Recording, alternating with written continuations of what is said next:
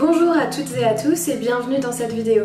Aujourd'hui j'avais envie de parler de 5 erreurs plantes que j'ai commises quand j'ai commencé à avoir des plantes chez moi. Alors j'ai eu envie de faire cette vidéo non pas parce que je suis une experte plante mais parce que je commence à en avoir de plus en plus chez moi et que j'ai appris de mes erreurs sur les 2 dernières années. Et j'avais envie de partager ça avec vous, d'une part pour me faire un petit rappel et d'autre part peut-être pour vous aider aussi à mieux comprendre les plantes que vous avez chez vous.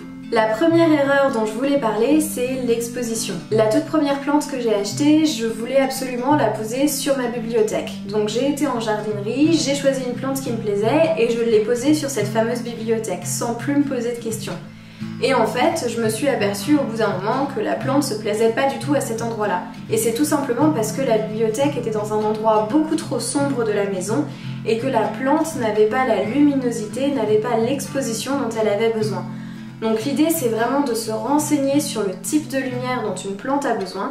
Certaines vont avoir besoin de beaucoup de lumière comme les succulentes et les cactus par exemple, et d'autres vont avoir besoin d'une luminosité plus faible comme par exemple les calatheas.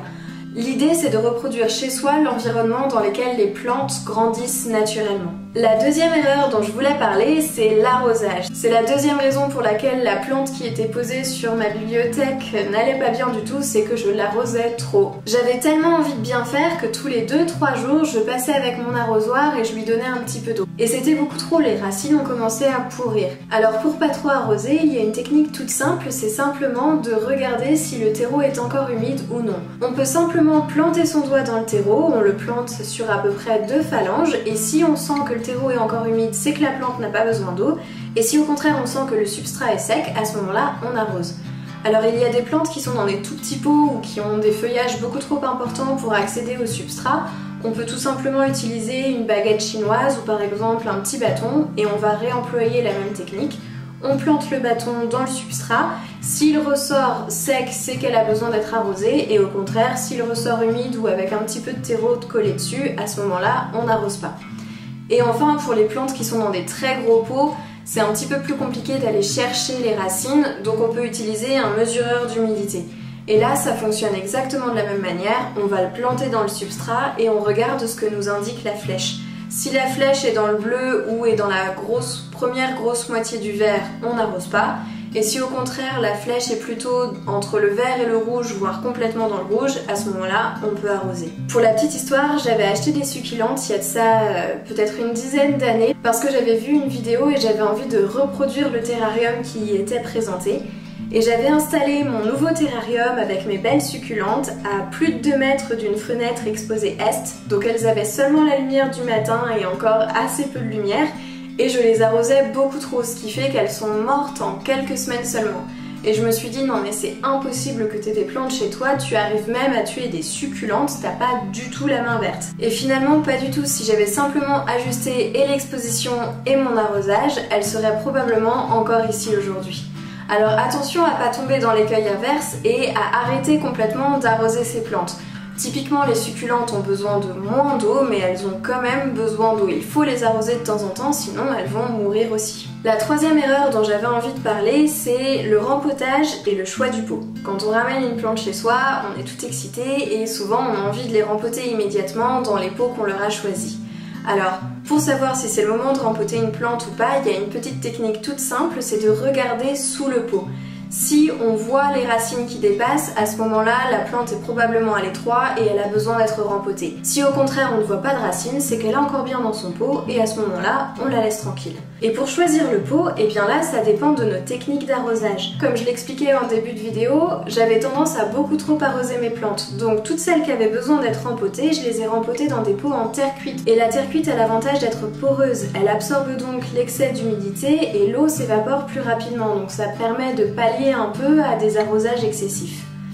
Cependant, maintenant, j'oublie d'arroser mes plantes, ce qui est pas bien du tout. Donc je suis en train de transvaser doucement toutes mes plantes qui ont besoin d'un terreau plus humide dans des pots en plastique. Parce que le pot en plastique a l'avantage, lui, de retenir l'humidité et donc ça permet d'espacer les arrosages, ce qui dans mon cas est très bien quand on a tendance à oublier d'arroser ses plantes.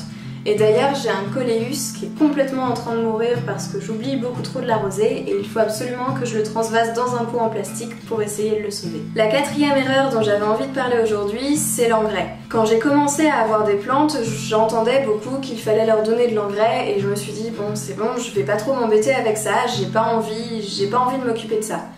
Et en fait, j'ai complètement retourné ma chemise parce que je me suis vraiment aperçue que l'engrais, ça changeait tout. De base, une plante, pour bien vivre et bien s'épanouir, elle a besoin de lumière, donc c'est là que l'exposition rentre en jeu. Elle a besoin d'eau, d'où l'ajustement des arrosages, et elle a besoin de nutriments.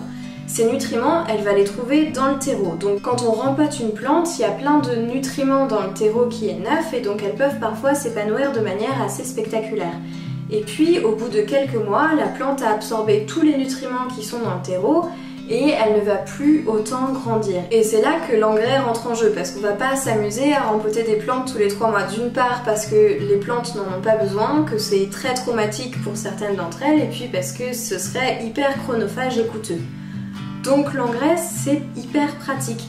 Alors il y a plusieurs solutions. Il y a par exemple l'engrais liquide qu'on peut mélanger à son eau d'arrosage, en respectant bien les doses pour ne pas brûler les racines, ou alors il y a de l'engrais en petits bâtonnets qu'on peut planter directement dans le terreau et pendant plusieurs mois, ces petits bâtonnets vont dégager des nutriments que la plante va absorber. Personnellement, comme j'ai tendance à faire bassiner mes plantes pour les arroser, c'est cette solution que je préfère, l'engrais en bâtonnet, parce que ça me permet de les planter et de plus y penser pendant plusieurs mois. Et enfin, la dernière erreur dont je voulais parler aujourd'hui, c'est l'observation. Et je parle pas simplement d'admirer ces plantes, mais je parle d'aller les regarder de près. En fait, les plantes, elles envoient des signaux finalement quand quelque chose ne va pas. Donc si elles ont trop de lumière, pas assez de lumière, si elles ont trop d'eau, pas assez d'eau, ou simplement s'il y a des nuisibles qui viennent les embêter, elles vont avoir les feuilles qui jaunissent, des taches vont apparaître, le bout des feuilles qui brunissent, elles vont commencer à tomber, elles vont commencer à flétrir par exemple, ou complètement s'étioler si elles vont chercher la lumière, et c'est en les observant qu'on va se rendre compte de tout ça. Et pour ce qui est des nuisibles, je trouve que c'est vraiment important de temps en temps d'aller gratouiller la terre, d'aller regarder sur les feuilles mais aussi sous les feuilles pour voir s'il n'y a pas des choses qui s'y cachent, et puis pour pouvoir proposer des traitements si jamais c'est le cas. Donc en fait, en observant nos plantes, on va pouvoir interpréter les signaux qu'elles nous envoient et s'il y a besoin, ajuster notre pratique pour qu'elles deviennent les plus belles possibles. J'ai fait le tour des 5 erreurs dont je voulais parler aujourd'hui, j'espère que cette vidéo vous aura plu. Si c'est le cas, n'hésitez pas à laisser un petit pouce en l'air et à vous abonner à la chaîne, et je vous dis à bientôt.